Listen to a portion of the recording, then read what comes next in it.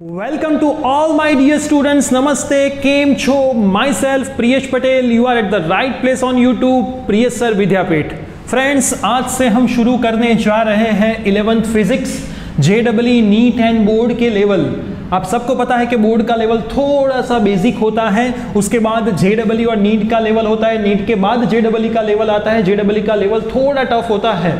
तो हम हमारी इस वेक्टर्स की लेक्चर सीरीज में हर एक लेवल के सम आपको करवाएंगे, बहुत अच्छे अच्छे कंसेप्ट भी आपको करवाएंगे। हर एक वीक में वीडियो आने वाली है। आई होप कि आप सभी वीडियो को बहुत अच्छे से देखें। अगर आप गुजराती मीडियम के स्टूडेंट्स हैं तो भी आपको पता चलेगा, और इंग्लिश मीडियम वाले स्टूडेंट्स को तो यहाँ पे पता ही चलने वाला है। अगर आप मुझे अभी तक फेसबुक, इंस्टाग्राम, ट्विटर और टेलीग्राम पे फॉलो नहीं कर रहे हैं तो सेम नाम से प्रियेश सर विद्यापीठ, जहाँ पे आप ये वीडियो देख रहे हैं, सेम नाम से मेरा आईडी वहाँ पे भी है, तो आप वहाँ पे भी मुझे फॉलो करिए। तो उसकी वजह से हर एक वीडियो की अपडेट आपको वहाँ से मिलती रहेगी। तो फ्रेंड्स, हम सीरीज शुरू करने जा रहे हैं वेक्टर की। तो आई होप आप आपकी नोट एंड पेन निकाल दीजिए, आपका माइंड यहाँ पे रखिए, सारी बातें लाइफ की अभी भूल जाइए, क्योंकि बहुत ज़रूरी है जो माइंड के अंदर डाला है वो पहले निकालना पड़ेगा। अगर वही नहीं निकलेगा तो भाई नई नई अच्छी अच्छी चीज़ें आप कहाँ पे डालोगे। हम पहले ये चैप्टर्स पूरा कंप्लीट करेंगे, हर एक टॉपिक को बहुत अच्छे से समझेंगे, बहुत ध्यान से हर एक टॉपिक के ऊपर पूरा वेटेज देंगे और हमारे वेक्टर की रिस्पेक्ट करेंगे। तो फ्रेंड्स, लेक्चर नंबर 1 आज हम शुरू कर रहे हैं।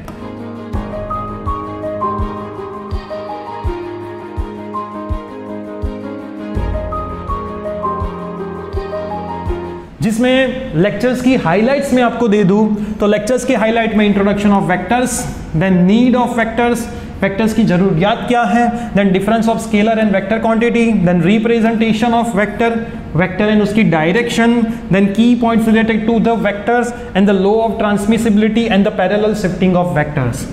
हम एक लेक्चर में वेक्टर्स की बहुत बेसिक बातें सीखने वाले हैं। अगर इस बातों के ऊपर आप ध्यान नहीं दोगे तो आगे जितने भी टॉपिक हम सीखने वाले हैं उसमें कहीं ना कहीं आपको थोड़ा बहुत प्रॉब्लम पड़ेगा ही पड़ेगा।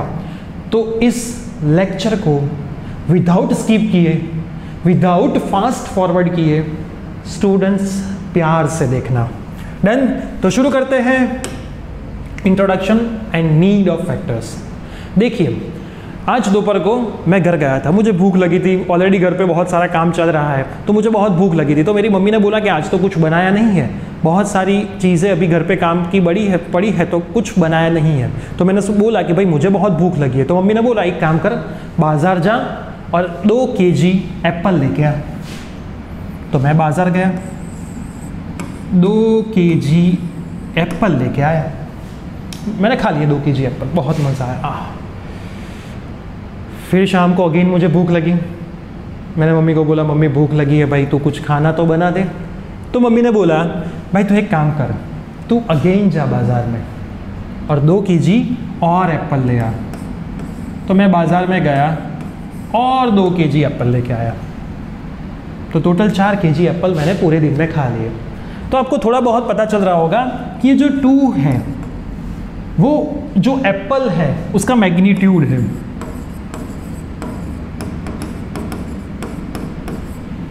और ये जो kg है, किलोग्राम, यूनिट एंड डायमेंशन में आपने सीखा होगा, ये फिजिकल क्वांटिटी का यूनिट है, यूनिट ऑफ फिजिकल क्वांटिटी। तो ये जो पूरा मैग्नीट्यूड और यूनिट का रिलेशन अगर हम निकालें तो हम ऐसा बोल सकते हैं कि कोई भी अगर फिजिकल क्वांटिटी है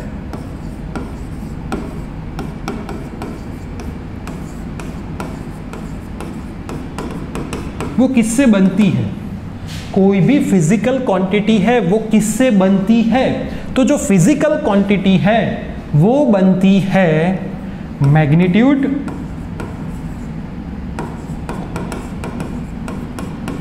एंड यूनिट से।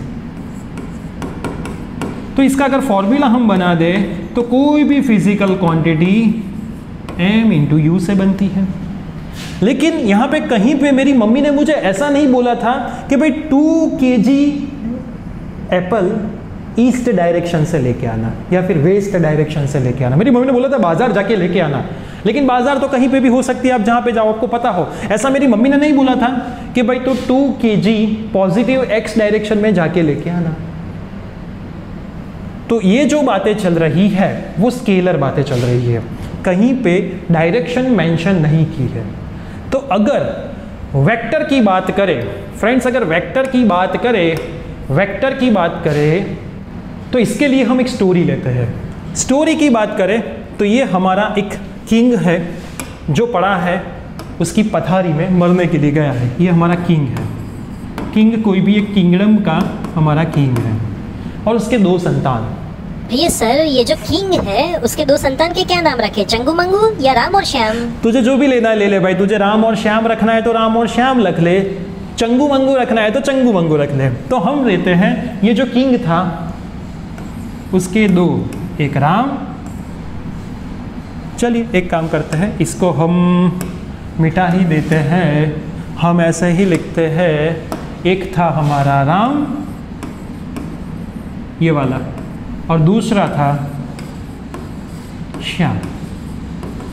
अभी राजा मरने पे आया था, बहुत टाइम उसका गया था, मरने पे आया था राजा। तो राजा जो मरने पे आया था तो उसने दोनों उसके जो संतान थे उसको बुलाए, राम और श्याम दोनों भाई भाई। तो दोनों को बुलाया और बोला कि भाई मैंने एक जो खजाना है, मेरा जो पूरा हमारा जो किंगडम का खजाना है, ये महल में तो कोई खजाना नहीं रखा है लेकिन एक खजाना है, वो खजाना मैंने रखा है हमारे पास वाले गार्डन में। उस गार्डन में एक मंदिर है, वो मंदिर के पास में 10 किलोमीटर में मैंने रखा है। तो भाई श्याम था थोड़ा डम, श्याम क्या था, डम, और ये भाई राम था हमारा स्मार्ट। तो ये तो भाई डम था, ये तो भागा क्योंकि राजा ने बोल दिया था जो पहला जाएगा उसका खजाना उसका। तो ये तो भाई भागा, श्याम दिखने में ही देख लो डम दिख रहा है आपको। श्याम भागा भागा भागा पहुंच गया यहाँ पे। यहाँ पे पहुंचने के बाद उसने शुरू किया, देखना भाई ध्यान से, यहाँ से 10 किलोमीटर दूर यहाँ पे खड्डा खोदना शुरू किया, खड्डा खोदना शुरू किया, खड्डा खोदना शुरू किया, कुछ नहीं निकला। तो मंदिर के सामने आया 10 किलोमीटर, यहाँ पे खड्डा खोदना शुरू किया, कुछ नहीं निकला। भाई मंदिर के इस साइड गया 10 किलोमीटर, यहाँ पे खड्डा खोदना शुरू किया, कुछ नहीं निकला। मंदिर के पीछे चला गया 10 किलोमीटर मंदिर के पीछे गया, खड्डा खोदना शुरू किया, कुछ नहीं निकला। पसीना पसीना हो गया। अभी श्याम ने क्या किया, शायद जमीन के अंदर हो सकता है 10 किलोमीटर, तो ये इससे अंदर 10 किलोमीटर खोद डाला।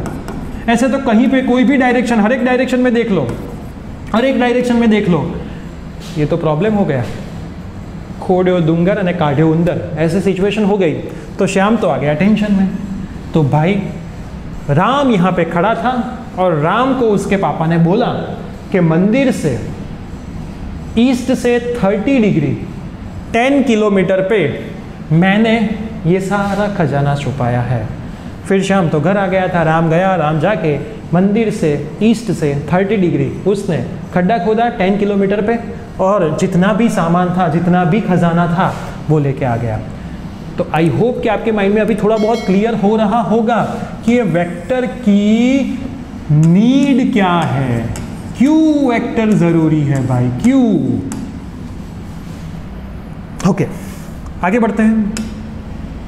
वेक्टर की बात मैंने की तो पहले ही हम देखेंगे scalar quantity and vector quantity. ध्यान से देखना, 1 बाय 1 सारे पॉइंट्स हम क्लियर करेंगे। स्केलर क्वांटिटी किसे बोलते हैं, वेक्टर क्वांटिटी किसे बोलते हैं, बहुत सारे स्टूडेंट्स के माइंड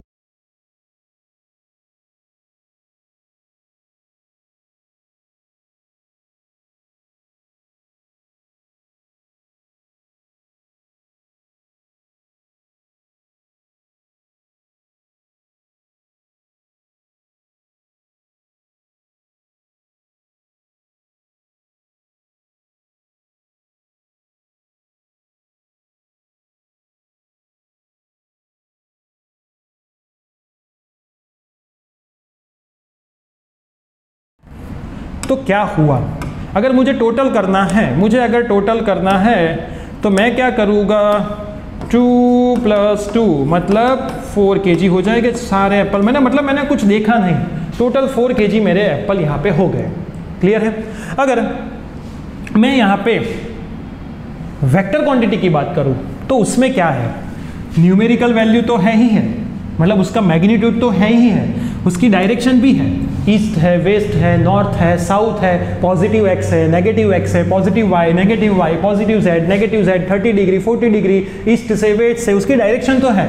लेकिन एक मेन इंपॉर्टेंट बात ये यहाँ पे है कि which follow vector law of addition, तो ही वो वेक्टर क्वांटिटी में आप कंसीडर करोगे। वेक्टर लॉ ऑफ एडिशन मतलब क्या? देखो, एक बंदा है, ये बंदा 3 किलोमीटर चलता है ईस्ट में, देन अगेन वो वापस 3 किलोमीटर से 4 किलोमीटर चलता है ईस्ट में ही। क्या बोला मैंने? 3 किलोमीटर ईस्ट में चला, अगेन 3 किलोमीटर ईस्ट में चला। हम ऐसे अगेन आपको मैं समझा देता हूँ, इसको मैं रफ कर देता हूँ। अगेन मैं आपको समझाता हूँ। एक बंदा है जो अपनी गर्लफ्रेंड के घर जा रहा है, 4 किलोमीटर गया ईस्ट में। 3 लिए थे ना हमने पहले, तो पहले 3 ही रखते हैं, क्यों 4 रखे? सही बात है ना। देन 4 किलोमीटर अगेन चला ईस्ट में, क्लियर? तो उसका डिस्प्लेसमेंट कितना आएगा? तो डिस्प्लेसमेंट आएगा 3 + 4 मतलब 7 किलोमीटर। अभी देखना, यही बंदा पहले 3 किलोमीटर चला ईस्ट में, फिर 4 किलोमीटर चला नॉर्थ में। अभी डिस्प्लेसमेंट निकालना है, तो अभी आपको पता है कि डिस्प्लेसमेंट क्या होगा। तो ये वाला हमारा डिस्प्लेसमेंट हो जाएगा, ये वाला। तो ये पाइथागोरस ट्रिपलेट है, तो डिस्प्लेसमेंट यहाँ पे कितना मिलेगा? तो डिस्प्लेसमेंट यहाँ पे हमें मिलेगा 5 किलोमीटर। क्लियर चल रहा है? पता चल रहा है? सारी चीज़ें माइंड में क्लियर हो रही है? देखते रहना, समझते रहना। अभी यही बंदा है, पहले गया 4 किलोमीटर आगे मतलब ईस्ट में, और फिर गर्लफ्रेंड ने फ़ोन करके मना कर दिया, भाई तू आज मेरे घर पे मत आना, मेरी मम्मी है। तो ये बंदा वापस आया 3 किलोमीटर वेस्ट में। तो इसका डिस्प्लेसमेंट अगर आप निकालो तो 4 में से 3 जाए, मतलब 1 किलोमीटर ही बचेगा। आपने डिस्प्लेसमेंट, डिस्टेंस, वेलोसिटी, स्पीड, ये सारी चीज़ें आई होप बहुत अच्छे से 9th और 10th स्टैंडर्ड में की है, इसीलिए मैं आपको उसके रिलेटेड कोई बातें बता नहीं रहा हूँ। तो आप देख रहे हो यहाँ पे 7 किलोमीटर, ध्यान से देखना भाई, यहाँ पे 7 किलोमीटर, यहाँ पे 5 किलोमीटर और यहाँ पे 1 किलोमीटर। हर एक जगह पे अलग अलग आंसर आ रहा है। उसका रीज़न क्या है? तो यहाँ पे आप देखो, थीटा कितना है? 0 डिग्री। यहाँ पे थीटा कितना है? 90 डिग्री। यहाँ पे थीटा कितना है? 180 डिग्री। तो जो क्वांटिटी में थीटा का यूज़ होगा तो वही वेक्टर लॉ ऑफ एडिशन में आएगा। Vector law of addition base है मेनली थीटा से। जब कभी भी डायरेक्शन चेंज होगी तो हमें वेक्टर लॉ ऑफ एडिशन लगाना पड़ेगा। Without vector law of addition हम कोई बात नहीं कर सकते हैं। तो यहाँ पे मैंने क्या समझाया आपको? Just numerical value, only numerical value, nothing, उसके अलावा कुछ नहीं। मतलब किसी भी चीज़ में आप कितनी भी चीज़ें डालो, बस उसका एडिशन सिंपल प्लस प्लस हम जितने कर देते, बस प्लस करते जाओ। यहाँ पे वेक्टर क्वांटिटी में न्यूमेरिकल वैल्यू तो है उसकी, मतलब कितने किलोमीटर आगे जा रहा है वो तो है, साथ में उसकी डायरेक्शन भी है कि भाई ईस्ट में जा रहा है, नॉर्थ में जा रहा है, वेस्ट में जा रहा है, डायरेक्शन भी वहाँ पे उसके साथ में है।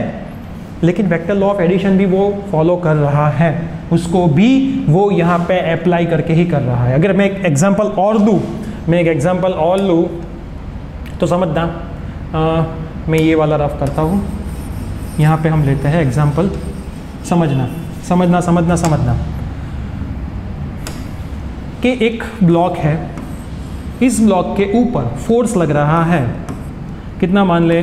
5 न्यूटन, और उसी बॉक्स के ऊपर और फोर्स लग रहा है 3 न्यूटन। तो इसमें हम डायरेक्ट एडिशन नहीं करेंगे कि भाई इस बॉक्स के ऊपर टोटल 5 + 3 8 न्यूटन फोर्स लग रहा है, तो भाई स्केलर क्वांटिटी में वो काउंट हो जाएगा। स्केलर क्वांटिटी वाले रूल यहाँ नहीं अप्लाई करने हैं।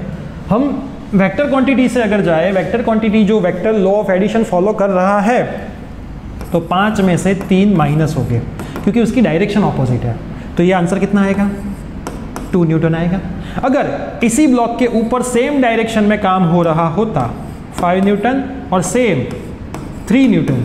तो इस टाइम पे इस दोनों का क्या होता, एडिशन, और 8 न्यूटन आंसर आता। तो यहाँ पे भी vector law of addition apply होता है। तो मैं आपको अगेन बोलता हूं कि हमारे वेक्टर की रिस्पेक्ट करें, please respect our vectors. Physics में वेक्टर्स का इंपॉर्टेंट बहुत है। तो आई होप कि आप जो वेक्टर क्वांटिटी में आज तक ऐसा ही मानते थे कि न्यूमेरिकल वैल्यू एंड डायरेक्शन हो। किसी भी स्टूडेंट को मैं कभी भी मेरी क्लासेस के बैच में भी पूछता हूं ना कि भाई स्केलर क्वांटिटी और वेक्टर क्वांटिटी के बीच का डिफरेंस बताओ, तो बोलता है सर स्केलर क्वांटिटी मतलब magnitude only and vector quantity मतलब सर मैग्नीट्यूड तो होती ही होती है लेकिन साथ में डायरेक्शन भी होती है। भाई डायरेक्शन होती है लेकिन वेक्टर लॉ ऑफ एडिशन को फॉलो भी करना है। जस्ट डायरेक्शन से कुछ काम होगा नहीं, देखना है एंगल के ऊपर जब कभी भी डिपेंड होगा। यहाँ पे एंगल आएगा हर एक जगह पे, तो जब कभी भी एंगल आएगा तब तक वेक्टर लॉ ऑफ एडिशन आने वाला है। अभी आगे बढ़ते हैं। Point to be noted, my lord, most important point. All the vector quantity have the direction, but all quantity they have direction are not vector. मतलब जितनी भी वेक्टर क्वांटिटी है उस सबको डायरेक्शन है, लेकिन all quantity that have direction मतलब जितनी भी क्वांटिटी है अगर उसको डायरेक्शन है तो वेक्टर ही होगी, ऐसा जरूरी नहीं है। माइंड के अंदर उतरा, लेकिन समझना है तो sir example electric current QIT, ये इक्वेशन आप सबने पढ़ा होगा। QIT भाई मेरी मर्जी में आया, तुझे क्या प्रॉब्लम है।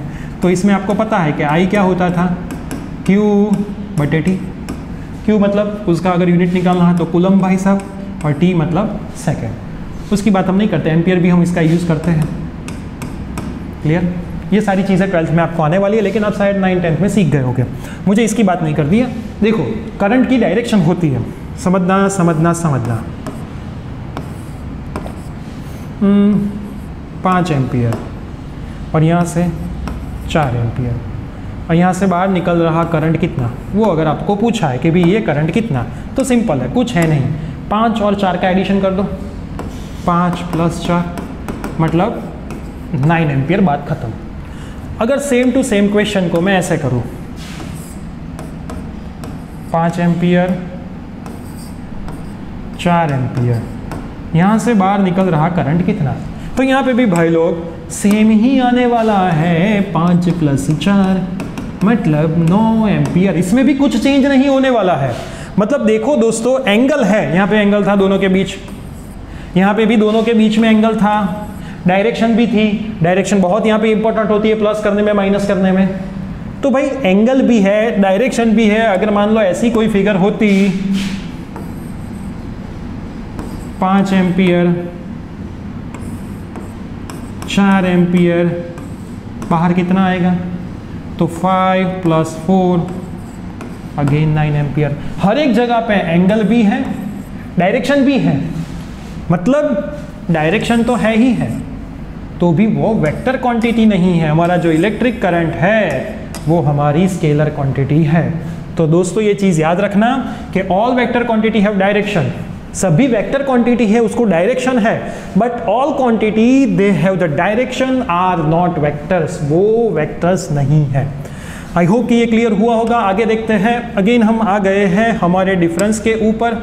इस डिफरेंस में क्या बोला है कि added according to the ordinary rule of algebra. मतलब मैंने बोला था कि भाई 2 डाला, अगेन 2 kg एप्पल डाला, हमने क्या कर दिया 4 kg टोटल एप्पल मेरे बास्केट में हो गया, वो मेरे पेट में आ गया।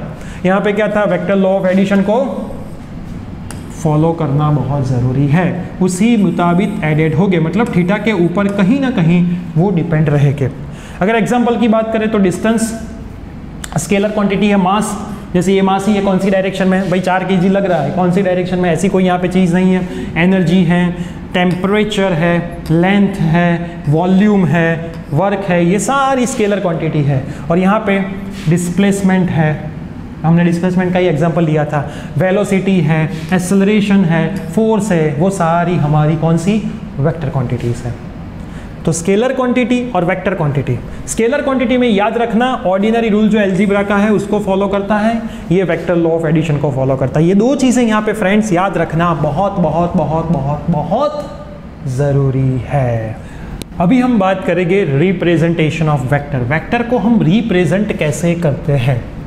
तो friends, a vector quantity is denoted by a small arrow about the physical quantity. कोई भी फिजिकल क्वांटिटी के ऊपर एक छोटा सा एरो करके हम उसको डिनोटेट करने वाले हैं। तो उसको समझते हैं। मैंने यहाँ पे एक रिप्रेजेंटेशन दिखाया है।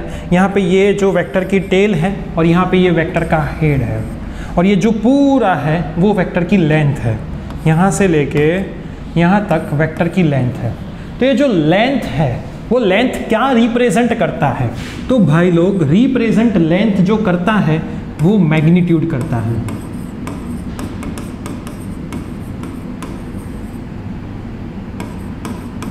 किसी भी वेक्टर का मैग्नीट्यूड लेंथ से रिप्रेजेंटेशन होता है। मतलब जितना मैग्नीट्यूड ज्यादा उतनी इसकी लेंथ ज्यादा, जितना मैग्नीट्यूड ज्यादा उसकी इतनी लेंथ ज्यादा।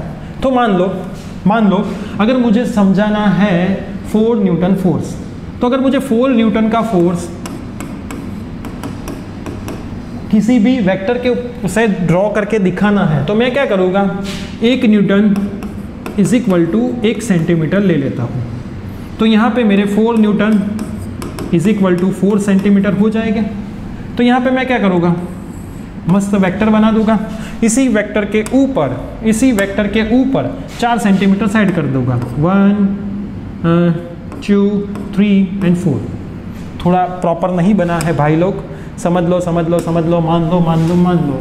मेरी थोड़ी ड्राइंग पहले से अच्छी ही है, लेकिन आज अच्छी ये है हमारा 1 2 3 एंड 4। मतलब ये जो टोटल बना ये हमारा force is equal to 4 newton. ये हमारा रिप्रेजेंटेशन जो है। तो आप बोलोगे सर ये एरो क्या रिप्रेजेंट करता है? तो एरो उसकी डायरेक्शन रिप्रेजेंट करता है। मतलब कौन सी डायरेक्शन में फोर्स लग रहा है, कौन सी डायरेक्शन में फोर्स लग रहा है। लेकिन आप सोच रहे हो कि भाई ऐसे हर एक बार स्केल में बनाना 1 सेंटीमीटर 1 सेंटीमीटर 1 सेंटीमीटर 1 सेंटीमीटर, भाई कितना टाइम जाए? 50 न्यूटन फोर्स लगाना है तो 50 सेंटीमीटर बनाओगे, तो सेटअप करने में प्रॉब्लम आएगा। तो ये लोग सिंपली क्या लिखते हैं, एफ और उसके ऊपर एरो लिखा है यहाँ पे, small arrow about the physical quantity, ऐसे करके 4 न्यूटन, दैट्स इट। बस इतना ही लिखो और कुछ लिखने की जरूरत नहीं है। दूसरी चीज, अगर जब कभी भी हम मैग्नीट्यूड लिखेंगे, तो हम क्या करेंगे देखना। अगर कोई ऐसे हमने बनाया है ये वेक्टर, तो ये क्या शो कर रहा है, एक वेक्टर ए है, उसके ऊपर मैंने एरो बताया, तो ये क्या शो कर रहा है, vector with magnitude and direction. क्या शो कर रहा है, vector with magnitude and direction. लेकिन मैं अगर ऐसे लिखूं मोड ऑफ ए और जस्ट ए, तो इसमें डायरेक्शन नहीं है, वेक्टर विथ ओनली मैग्नीट्यूड। क्या है, वेक्टर के साथ खाली मैग्नीट्यूड है। फ्रेंड समझना, ये दोनों चीजें समझनी यहाँ पे बहुत जरूरी है। मैं ए के ऊपर डायरेक्शन लिखूं तो वेक्टर विथ क्या है, मैग्नीट्यूड एंड डायरेक्शन दोनों उसके साथ है। लेकिन अगर मैं मोड ए लिखूं और ओनली ए लिखूं, तो ये वेक्टर विथ ओनली मैग्नीट्यूड है, वेक्टर की वैल्यू मतलब उसका मैग्नीट्यूड है। तो इसमें जो इसकी लेंथ होगी वो लेंथ क्या रिप्रेजेंट करेगी, मैग्नीट्यूड ऑफ वेक्टर रिप्रेजेंट करेगी। और ये जो एरो है, एरो, तो ये एरो क्या रिप्रेजेंट करेगा कि किस डायरेक्शन में जो कोई भी फिजिकल क्वांटिटी है, फोर्स है, एक्सेलरेशन है, कुछ भी है, जो भी फिजिकल क्वांटिटी किस डायरेक्शन में हो रही है, वो वर्क किस डायरेक्शन, वो जो फिजिकल क्वांटिटी एक्सेलरेशन वाला काम किस डायरेक्शन में हो रहा है, फोर्स वाला वर्क किस डायरेक्शन में लग रहा है, तो ये सारी चीजें एरो रिप्रेजेंट करेगा। और साथ में ए के ऊपर अगर आप डायरेक्शन दिखाओगे, स्मॉल एरो दिखाओगे, तो मैग्नीट्यूड एंड डायरेक्शन दोनों वहां पे है। और अगर एक के मोड लिखोगे, ओनली ए लिखोगे, तो वेक्टर विथ ओनली मैग्नीट्यूड यहां पे है। अभी आगे देखते हैं, अगर पिक्चोरियल एंड इक्वेशन बेस हमें इसका रिप्रेजेंटेशन करना हो तो बहुत सिंपल है, इसमें कुछ है नहीं। देखते हैं पिक्चोरियल रिप्रेजेंटेशन में, ये कोई बॉक्स है, इस बॉक्स की वेलोसिटी, मान लो इसके ऊपर फोर्स ही लग रहा हो, तो इसके ऊपर फोर्स लग रहा है 5 Newton, that's it. A box के ऊपर 5 न्यूटन फोर्स लग रहा है, तो ये हमारा सिंपल हो गया। अगर मुझे इसको इक्वेशन फॉर्म में लिखना हो तो इक्वेशन फॉर्म में मैं क्या लिखूंगा, force is equal to 5 newton, पहली डायरेक्शन दिखानी पड़ेगी, दूसरा हमें दिखाना पड़ेगा इन ईस्ट, या फिर हमें दिखाना पड़ेगा positive x direction with direction. आप देख रहे हो इक्वेशन मुझे अगर लिखना है तो force is equal to 5 newton with direction positive X axis, या फिर इन ईस्ट, या फिर एरो करके दिखाओ, या फिर पिक्चोरियल रिप्रेजेंटेशन करना है तो सिंपल सिंपल सिंपल इसके ऊपर एरो कर लो, F is equal to 5 newton. तो आई होप बच्चों यहाँ तक आपकी हर एक चीज़ क्लियर हो रही है। Pictorial representation and equation form में हम इसको कैसे लिखेंगे। अभी आगे बढ़ते हैं। वेक्टर एंड उसकी डायरेक्शन, बहुत इंपॉर्टेंट टॉपिक, ध्यान से देखना। वेक्टर एंड उसकी डायरेक्शन, वेक्टर एंड उसकी डायरेक्शन मैंने यहाँ पे दिखाया, ये वाली हमारी ईस्ट डायरेक्शन होती है, समझना। मैं अगेन यहाँ पे ड्रॉ कर रहा हूँ, 2-3 इंपॉर्टेंट चीज़ें आपको समझानी है इसके लिए। ये हमारी ईस्ट, तो ये हमारी वेस्ट, ये हमारी नॉर्थ, तो ये हमारी साउथ। ये 4 डायरेक्शंस के अलावा और 4, मतलब कौन कौन सी, यहाँ पे बीच में नॉर्थ ईस्ट, यहाँ पे बीच में नॉर्थ वेस्ट, यहाँ पे बीच में साउथ वेस्ट, यहाँ पे बीच में साउथ ईस्ट। अब बोलोगे सर पहले साउथ वाला रखूँ या ईस्ट वाला रखूँ, तो वाई एक्सिस के ऊपर जो होते हैं S, south east south west, N east N west, simple. और ये हर एक के बीच 45 डिग्री का एंगल होता है, हर एक के बीच 45 डिग्री, हर एक के बीच 45 डिग्री, हर एक के बीच 45 डिग्री, हर एक के बीच 45 डिग्री, हर एक के बीच 45 डिग्री, हर एक के बीच 45 डिग्री, और हर एक के बीच 45 डिग्री का एंगल यहाँ पे होता है। तो इसके ऊपर से हमें वेक्टर ड्रॉ करने का है कि मैं आगे की स्लाइड में आपको दिखा रहा हूँ कि कैसे वेक्टर ड्रॉ करने, लेकिन उससे पहले इस डायरेक्शन में क्या होता है भाई, जल्दी याद करें। ईस्ट, यहाँ पे वेस्ट, यहाँ पे नॉर्थ, यहाँ पे साउथ, यहाँ पे बीच में क्या होता है, जल्दी बोलिए, नॉर्थ ईस्ट। यहाँ पे बीच में क्या होता है, नॉर्थ वेस्ट। यहाँ पे बीच में क्या होता है, साउथ वेस्ट। यहाँ पे बीच में क्या होता है, साउथ ईस्ट। तो ये चीज़ें अगर क्लियर है तो आगे की स्लाइड में हमारा काम शुरू। आपको 8 न्यूटन का फोर्स 46 डिग्री पे ईस्ट ऑफ साउथ पे लगाना है, समझना भाई, बहुत मस्त। देखो ध्यान से समझना, पेपर में ये सम में आएगा, ये तो बहुत बेसिक चीज़ें हैं, ये पहले आपको पता होनी चाहिए ही चाहिए, ऐसी चीज़ है। देखना ईस्ट ऑफ साउथ, तो साउथ से ईस्ट की ओर, बहुत सारे स्टूडेंट भूल जाते हैं, ईस्ट ऑफ साउथ मतलब ईस्ट से साउथ की ओर, तो आप पीछे से आगे आओ, पीछे वाला जो है ना उसको पकड़ लो, क्या है, साउथ, ये रहा साउथ। साउथ से ईस्ट की ओर, तो साउथ से ईस्ट की ओर क्या करेंगे, देखना, ध्यान से देखना, ध्यान से देखना। साउथ से ईस्ट की ओर 46 डिग्री, थोड़ा बाहर आएगा, थोड़ा, मैंने बोला पहले ही, वो भी निकल गया भाई, कोई बात नहीं, हमारे पास सारी फैसिलिटीज़ है तो उसका हम इस्तेमाल करने वाले हैं। साउथ से ईस्ट की ओर कितने डिग्री, 46 डिग्री, क्या 8 न्यूटन का फोर्स। अगर इसकी लेंथ बोले ना तो लेंथ कितनी होगी, 8 न्यूटन की होगी। कितनी होगी लेंथ स्टूडेंट्स, 8 न्यूटन की होगी।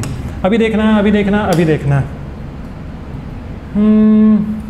क्या हुआ, क्या हुआ, कुछ हो गया है, कुछ हो गया है, तू भाई उस साइड क्यों चला गया। कभी कभी कभी ऐसा होता है, कभी कभी कभी ऐसा होता है। ये भाई साहब उस साइड चले गए थे, वापस आ गए हमारे प्यारे भाई साहब, कोई बात नहीं, देखते हैं, ओके सेकंड में देखते हैं। चलिए, थोड़ा बहुत बड़े बड़े देशों में छोटी छोटी बातें होती रहती है। अभी 5 मीटर पर सेकेंड 40 डिग्री, ओके। तो फ्रेंड्स यहाँ पे साउथ से ईस्ट की ओर, साउथ से ईस्ट की ओर 46 डिग्री, 8 न्यूटन का फोर्स, यहाँ पे लेंथ बोले तो 8 न्यूटन। इतना क्लियर है। अभी दूसरा देखते हैं, मैं यहाँ पे हर एक का पहले है ना ड्रॉ कर देता हूँ, तो क्या हमें प्रॉब्लम ना हो, हर एक को सॉल्व करने में हमें टाइम वेस्ट करना न पड़े। ये हमारा ईस्ट, ये हमारा वेस्ट, ये हमारा नॉर्थ, ये हमारा साउथ, ये हमारा ईस्ट, ये हमारा वेस्ट, ये हमारा नॉर्थ, ये साउथ, ये ईस्ट, ये वेस्ट, ये नॉर्थ और ये साउथ। क्लियर है। अभी देखना देखना देखना देखना। ओके, 5 मीटर पर second 40 degree west of north. पीछे आओ भाई, नॉर्थ से वेस्ट की ओर। नॉर्थ कहाँ पे है, ये रहा। नॉर्थ से वेस्ट की ओर, मतलब इस डायरेक्शन में कितना है 40 डिग्री। कितना है 40 डिग्री, 5 मीटर पर सेकंड। क्लियर है। नॉर्थ से वेस्ट की ओर, नॉर्थ से वेस्ट की ओर 40 डिग्री 5 मीटर पर सेकंड। अभी आगे बढ़ते हैं। नॉर्थ ऑफ ईस्ट, मतलब ईस्ट से नॉर्थ की ओर। मैंने बोला पीछे से आगे आओ, ईस्ट से नॉर्थ की ओर कितना है 26, तो 26 डिग्री। और कितना फोर्स है 2 न्यूटन।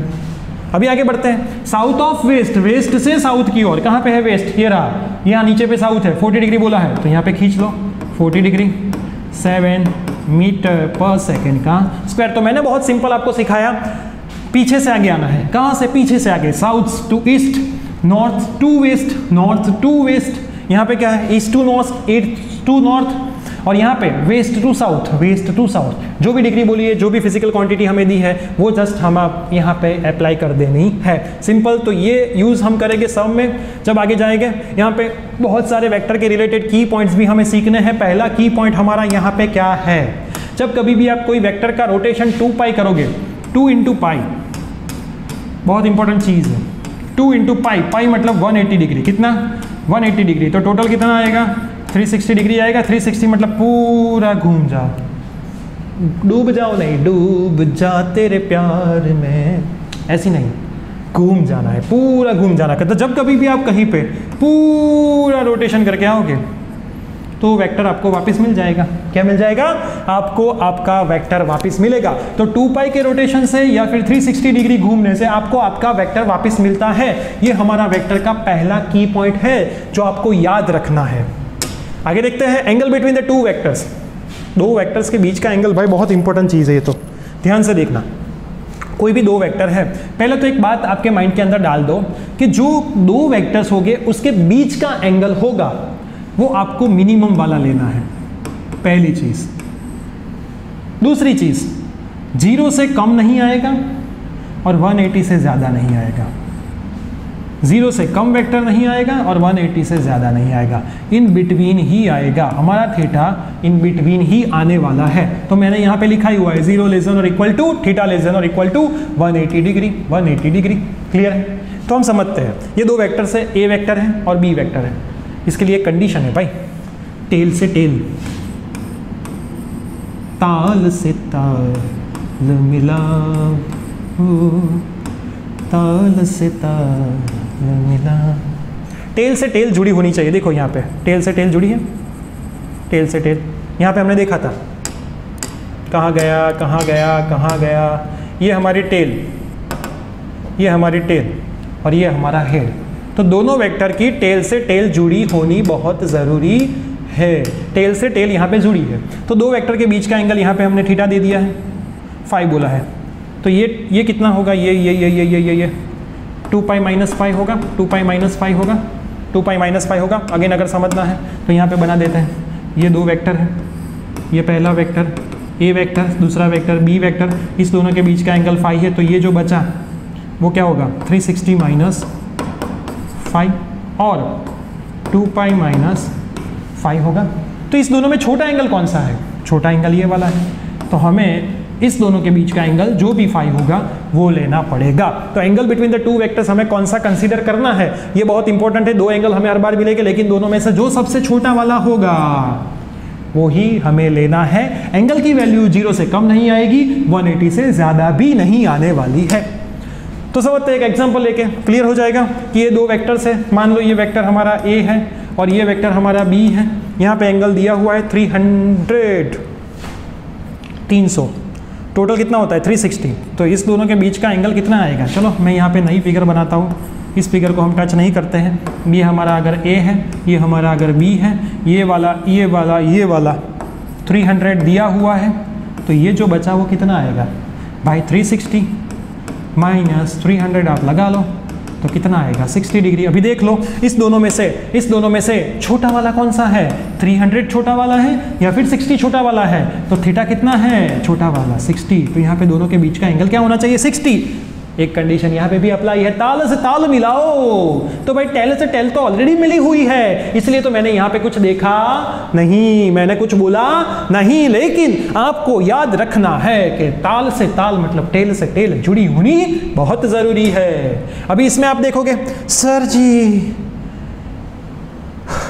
थीटा तो दिया हुआ है दोनों, देखो इसको अगर मैं A ले लूँ, इसको अगर मैं B ले लूँ, सर थीटा 120 डिग्री यहाँ पे आपने तो दिया हुआ तो है, तो भाई ये तो आपने कर दी गलती, तो क्या करना है, इसको हम कर दे पहले रफ। यहाँ पे बनाए अगेन पूरी फिगर, ये हमारा वेक्टर A, ये हमारा वेक्टर B, ये हमारा वेक्टर A और ये हमारा वेक्टर B। अभी समझना कोई भी वेक्टर्स में ताल से ताल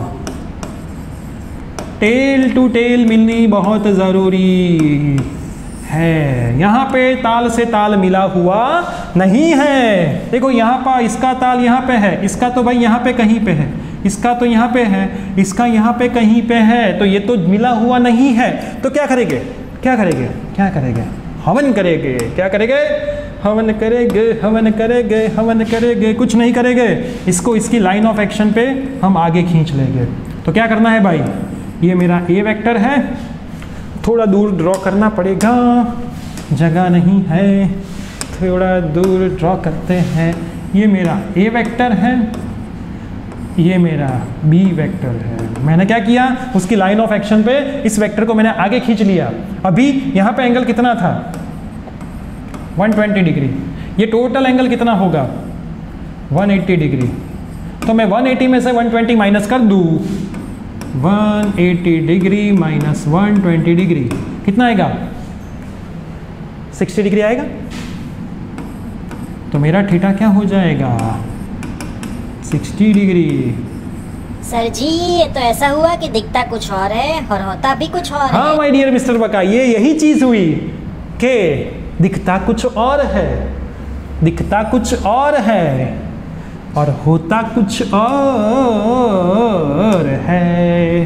तो भाई ये जिंदगी हमारी वेक्टर की है, तो मैंने पहले ही बोला अपने वेक्टर की रिस्पेक्ट करे, क्या करे रिस्पेक्ट करे। अगर वेक्टर की रिस्पेक्ट आप नहीं करोगे तो एंगल में हो जाएगी गलती। तो ताल से ताल मिलना बहुत ज़रूरी है, टेल से टेल मिलना यहाँ पे बहुत ज़रूरी है। अगर टेल से टेल नहीं मिलेगी तो आपकी ज़िंदगी में आपका वाट लगना ज़रूरी हो जाएगा। तो आई होप कि ये सारी चीज़ें यहाँ पे क्लियर हो रही है, आप मेरे साथ ये सारी चीज़ें छाप रहे हो। अभी आगे बढ़ते हैं। लॉ ऑफ ट्रांसमिसिबिलिटी जो मैंने बात की वो यहाँ पे एक फिगर ड्रॉ की है। अगर किसी भी बॉडी के ऊपर ऐसे फोर्स लग रहा हो, ये फोर्स को वैसे तो हम बोलते हैं tensile, sorry compressive, compressive force. अब नहीं पुश करते हैं, अब जाते हो कहीं भी दुकान पे तो लिखा होता है पुल करो तो पुश करते हैं, पुश लिखा है तो पुल करते हैं, बहुत बार हम ऐसा ही करते हैं। तो ये कंप्रेसिव फोर्स है। अगर मुझे इस कंप्रेसिव फोर्स को टेंसाइल में कन्वर्ट करना हो तो क्या करना है, इसकी लाइन ऑफ एक्शन ले लो, ये आपकी लाइन ऑफ एक्शन, बस ये लाइन ऑफ एक्शन पे आगे लगा दो, दैट्स इट। यहाँ पे अगर 5 न्यूटन का फोर्स है तो इसकी लाइन ऑफ एक्शन पे हम इसको आगे ले जाएंगे तो ये हमारा 5 न्यूटन का हम आगे ले सकते हैं। देखो यहाँ पे भी सेम आप देख सकते हो, यहाँ पे फोर्स लग रहा है, अगर मुझे इसको आगे ले जाना है तो इसकी लाइन ऑफ एक्शन पे मैं यहाँ पे ये लगा सकता हूँ। अगर यहाँ पे 6 न्यूटन का फोर्स लग रहा हो तो मैं यहाँ पे भी ये 6 न्यूटन का फोर्स लगा सकता हूँ। सेम टू सेम किसी भी चीज़ को कहीं पे भी ऐसे फोर्स लग रहा हो यहाँ पे 6 न्यूटन का, तो मैं इसको इसकी लाइन ऑफ एक्शन पे आगे ले जा सकता हूँ, मैं इसको इसकी लाइन ऑफ एक्शन पे आगे ले जा सकता हूँ। मतलब ये जो टेल से टेल कनेक्ट करने की बात है, कहीं पे टेल से टेल कनेक्ट ना हो रही हो, यहाँ पे पहले से ही मान लो ऐसा हो, समझना समझना समझना समझना बहुत ज़रूरी है। अगर ऐसा पहले से हो, एक यहाँ पे हो, और आपको दोनों के बीच का थोड़ा दिख नहीं रहा है। अगर आपको दोनों के बीच का एंगल निकालना हो, दोनों के बीच का एंगल निकालना हो तो टेल से टेल जोड़नी ज़रूरी है। तो टेल से टेल कैसे जोड़ोगे? इसको इसकी लाइन ऑफ एक्शन पे आगे ले जाओ बस। तो एक तो नीचे है, मान लो ये 6 न्यूटन का है, सॉरी ये 6 है, इसको हम 5 ले लेते हैं। हमने गलती कर दी है, इसको रफ करें, ओके। ये हमारा मान लो 5 न्यूटन का है, तो ये तो 6 न्यूटन का आगे गया, ये हमारा 5 न्यूटन। टेल से टेल मिल गई, फिर हम यहाँ का एंगल जो इसके बीच का होगा, छोटा वाला मिनिमम एंगल, टेल से टेल जोड़ने के बाद वो हमारा एंगल यहाँ पे बन जाएगा। तो ये था law of transmissibility.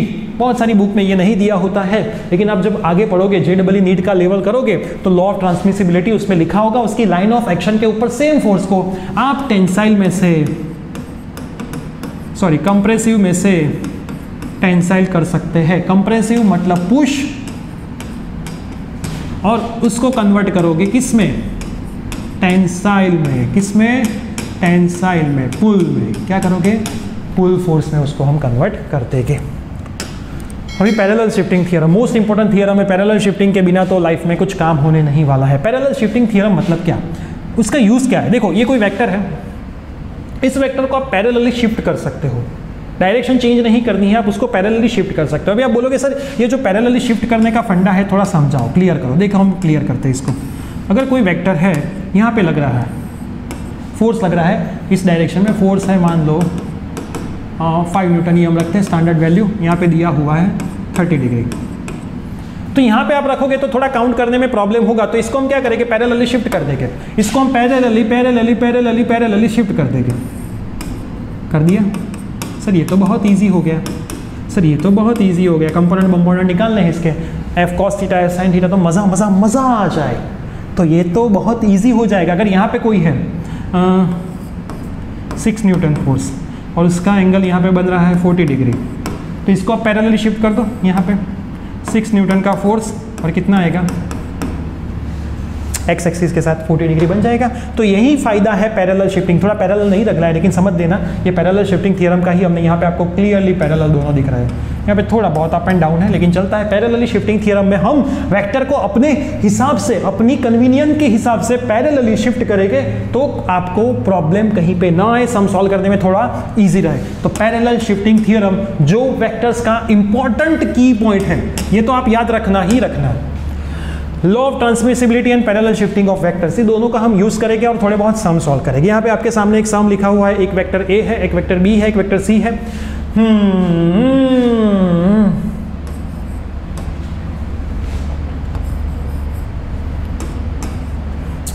South, north of east, east से नॉर्थ की ओर 20 डिग्री है ना। नॉर्थ ऑफ ईस्ट उल्टा लेना, ईस्ट से नॉर्थ की ओर 20 degree. Then west of north, north से वेस्ट की ओर 60 डिग्री। देन यहाँ पे ईस्ट ऑफ साउथ, साउथ से ईस्ट की ओर 45 डिग्री। क्लियर हो रहा है? थोड़ा बहुत क्लियर हो रहा है? वो आगे वाला कॉन्सेप्ट हमने यहाँ पे देखा, समझा, याद किया। ये याद करो, ये क्या लिखेंगे, यहाँ पे क्या लिखेंगे, इसको तो अभी थोड़ी देर बाजू में रखो। इसको हम क्या लिखेंगे?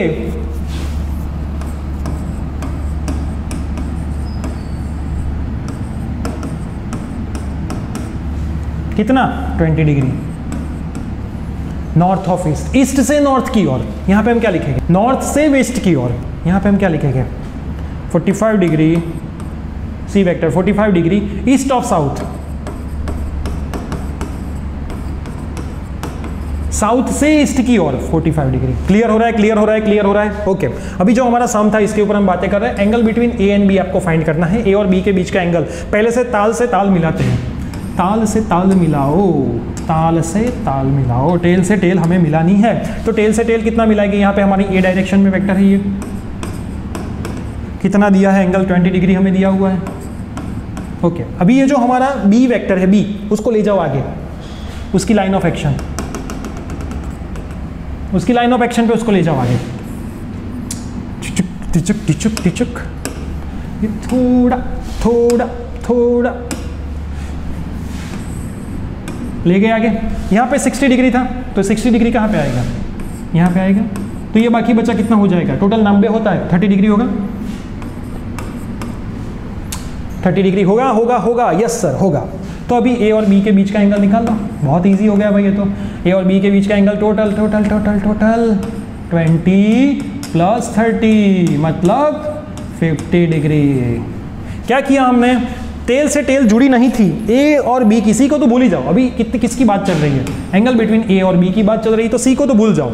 ए यहाँ पे है 20 डिग्री, और इसको मैंने लॉ ऑफ ट्रांसमिसिबिलिटी आगे ले गया। लॉ ऑफ ट्रांसमिसिबिलिटी क्या कर दिया मैंने, आगे ले गया, मैं इसको आगे ले गया, तो ये जो 60 डिग्री था वो इस साइड आ जाएगा, 60 डिग्री यहाँ पे, ये मेरा एंगल कहाँ पे चला गया, आगे चला गया। अभी देखो टेल से टेल मिल गई, तो ये दोनों के बीच का एंगल ये 60, तो ये कितना आएगा 30, टोटल 90 होता है ना, कितना हो जाएगा 30 हो जाएगा, टोटल 90 होता है, 6 7 8 9 90, तो ये 30 और 20, तो हमारे इस दोनों के बीच का एंगल कितना बन गया 50। एक सॉल्व करते हैं, एक और सॉल्व करते हैं, angle between B and C, देखना बी एंड सी, ओ टेल से टेल अगेन नहीं जॉइंट है, टेल से टेल जॉइंट नहीं है, चलिए टेल से टेल को जॉइंट करते हैं, पहले टेल से टेल को जॉइंट कर लेते हैं पहले। बी एंड सी बोला है तो भाई एक और मैं भूल जाता हूँ, ये मेरा सी कितने एंगल के ऊपर है 45 है, थोड़ा समझ लेना, थोड़ा आपको पता चला इसलिए थोड़ा बीच में आएगा, मुझे पता है। आप बोलोगे सर बीच में ही बनाओ ना, क्या प्रॉब्लम है आपको, मुझे भाई कोई प्रॉब्लम नहीं है। लो भाई ये बीच में 45 डिग्री, कौन सा वेक्टर है, सी वेक्टर है, ओके। अभी आएगा हमारा बी वाला भाई साहब, लाइन ऑफ एक्शन पे आगे, तो ये लाइन ऑफ एक्शन पे बी वाला वेक्टर आगे, तो यहाँ पे जो 60 डिग्री था वो 60 डिग्री अब कहाँ पे बन जाएगा, यहाँ पे बन जाएगा, तो ये वाला 45, ये वाला 60 डिग्री।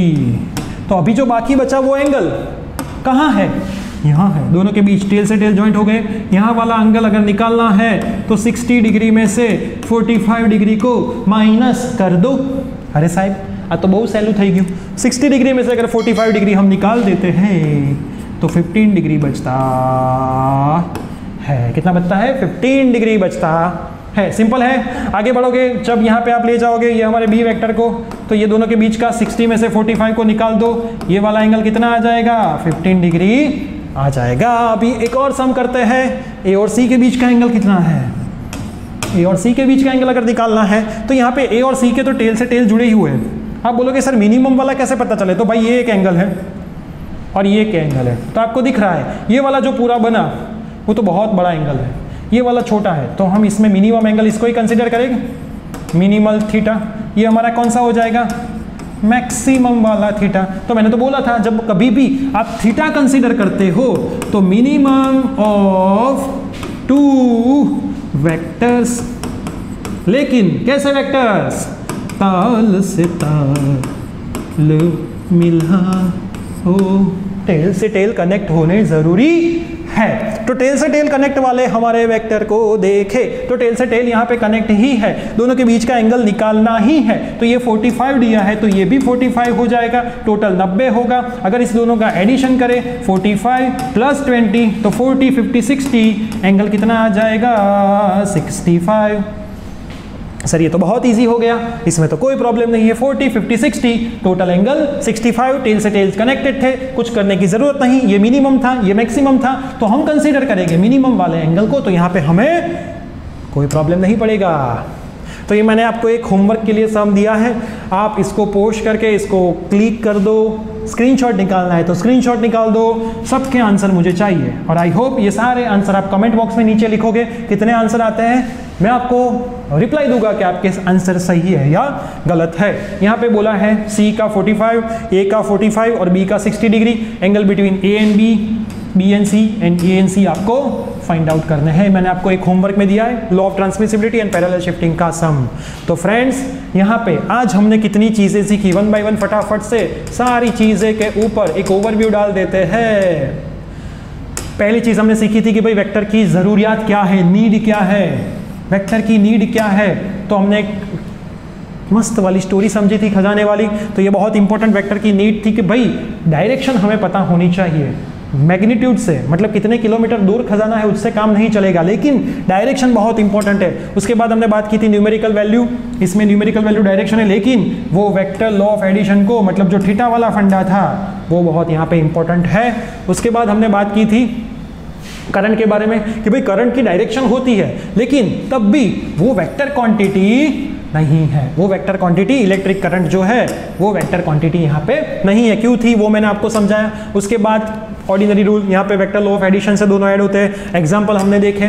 उसके बाद हमने उसका रिप्रेजेंटेशन फिजिकली वो कैसे दिखता है, उसका रिप्रेजेंटेशन वेक्टर क्वांटिटी का कैसे है, टेल होता है, हेड होता है, लेंथ रिप्रेजेंट करती है उसके मैग्नीट्यूड को, जितनी लेंथ ज्यादा उतना उसका मैग्नीट्यूड ज्यादा, एरो रिप्रेजेंट करता है उसके डायरेक्शन को, ए के ऊपर वेक्टर लिखा है तो मैग्नीट्यूड एंड डायरेक्शन ही है ए बार, और उसके मोड या फिर ए लिखा है तो वो उसका जस्ट मैग्नीट्यूड दिखाता है। उसके बाद हमने उसका पिक्चोरल रिप्रेजेंटेशन एंड इक्वेशन के फॉर्म में देखा, यहाँ पे डायरेक्शन थी, कौन सी डायरेक्शन वो बताना जरूरी है इक्वेशन फॉर्म में। उसके बाद हमने सीखा ईस्ट वेस्ट नॉर्थ साउथ, दोनों के बीच north east north west south east 45 degree के ऊपर होते हैं। इसके रिलेटेड हमने सम किए, सम में ध्यान रखना है पिच्चू से आगे आना है, साउथ से ईस्ट की ओर, साउथ से ईस्ट की ओर। यहाँ पे भूल जाओगे पेपर में, मैं बोल रहा हूँ भूल जाओगे, श्योर भूल जाओगे, पीछे से आगे आओ तो कभी भी प्रॉब्लम आपको नहीं होगा। उसके बाद मैंने बोला जब आप रोटेशन करोगे 2 पाई डिग्री का मतलब 360 का, घूम के वापस वेक्टर के ऊपर आओगे। उसके बाद दोनों वेक्टर के बीच आपको कौन सा एंगल लेना है, टेल से टेल कनेक्ट करो, ताल से ताल मिलाओ, मिनिमम वाला जो एंगल है वो आपको कंसीडर करना है, मिनिमम वाला एंगल कंसीडर करना है। उसके बाद हमने सम देखे, कौन सा एंगल, ये वाला टेल से टेल कनेक्टेड था, इसमें टेल से टेल कनेक्टेड नहीं थी तो हमने टेल से टेल को प्रिंसिपल ऑफ ट्रांसमिसिबिलिटी से कनेक्ट की और उसके बीच का एंगल निकाला। उसके बाद मैंने प्रिंसिपल ऑफ ट्रांसमिसिबिलिटी जो थी आपके समझाया था, उसके लाइन ऑफ एक्शन पे आपको वेक्टर को आगे ले जाना है, मतलब कंप्रेसिव को टेंसाइल, पुश से आप उसको पूल में कन्वर्ट कर सकते हो। उसके बाद हमने सीखा parallel shifting theorem, parallel shifting मतलब पैरेलली आप वेक्टर को शिफ्ट कर सकते हो, एंगल आपको यहाँ पे चेंज नहीं करना है।